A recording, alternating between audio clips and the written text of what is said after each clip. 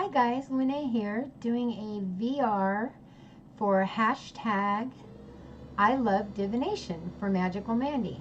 My favorite kind of divination is tarot card or oracle cards. And I think probably the reason is because I started so many years ago with tarot cards. And I feel them so well. I'm an empath, so I don't hear them or necessarily read them like other people do. I feel them. And I've just gotten some new decks that I feel really well. So I'm excited about that. And I would say that I feel that when you do a reading, it doesn't mean that is destined to happen. It means that's the reading at this moment. You can always change what's coming. So the reading is, if you keep going the path you're on, this is how it's going to turn out.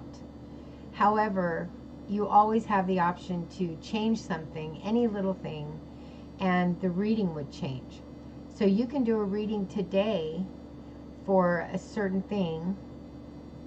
I don't like to have the question asked, but you can do a reading today and change one little thing, and tomorrow's reading will be completely different. So I don't believe that you are destined to necessarily have that reading be the way it is. I do believe that there's always an option to change things.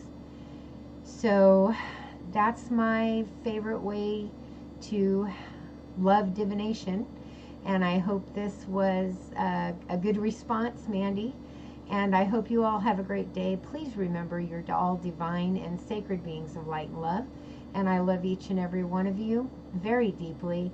I hope you enjoyed my video, and please hit the like and subscribe if you haven't, and I will talk to you very soon. Bye.